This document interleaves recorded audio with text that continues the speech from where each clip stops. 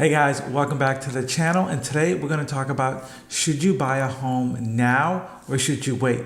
I'll give you the short answer. The short answer is yes, I think you should buy a house now, and I want to give you three main reasons why. Okay, so the first reason I want to tell you why you should probably purchase a house now rather than later is interest rates took, I would say, from 2020 to 2024, about 2.5 to 3 years for interest rates to get to about the 7 to 8% range in late 2023.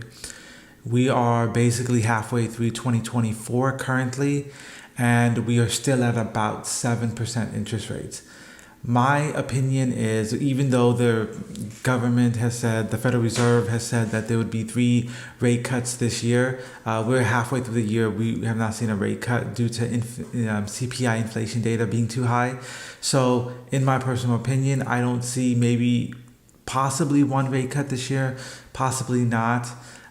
So if it took 3 years for it to get to this level of 7% interest rate from 3%, it's not going to drop overnight. It is going to take a significant amount of time for the rates to drop to 4%. They're not going to drop to 4% or 3% in 6 months. It took them 2.5 to 3 years to get to 7%. It's probably going to take 2.5 to 3 years to get back down. So if you're ready for waiting that long, then obviously that's what's best for you and your family. But generally speaking, I feel like a lot of people think that it's just going to be like overnight or 2-3 weeks we'll see rates drop a whole percent or two, and that's just not how it works. Interesting fact I wanted to tell you was in the 1979 interest rates were 7.3%.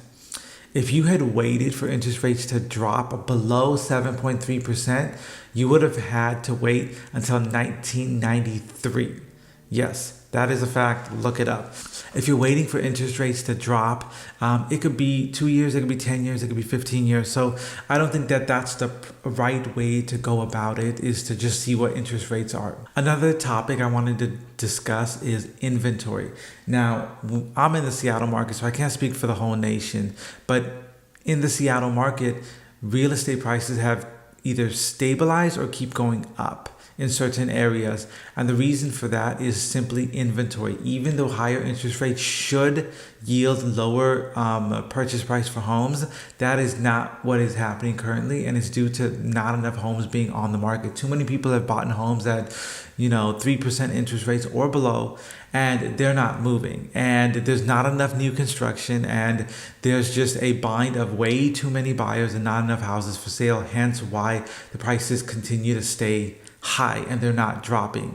So not only is there a pricing issue where the prices are high with high interest rates, there's also an inventory issue that even if you went out there to go look for a house, it would probably take you 1 to 6 months just to find something that would fit, and even then you'd probably be in a bidding war. So it really is, if it's hard to find a house now, how do you feel it'll be in 5 years from now? Something to think about. And the last thing I wanted to bring up was pricing, and that is when interest rates drop or when they start to drop, the market only gets hotter. It does not get cooler. And what I mean by that is when interest rates, if we're already at a stabilized price in Washington State, that 7%, even 8% interest rates could not affect. We hit 8% interest rates in October of 2023. And that it slowed the market down, but it did not bring pricing down, which is a big issue. And the reason for that was just low inventory. So if you think that if we have low inventory, add that on top, we start getting lower interest rates, it's just going to heat up the market that much more, to the point where you even have bidding wars now, but then the bidding wars are just going to get even worse because there's low inventory and low interest rates. It'll basically be like 2020, 2021 all over again.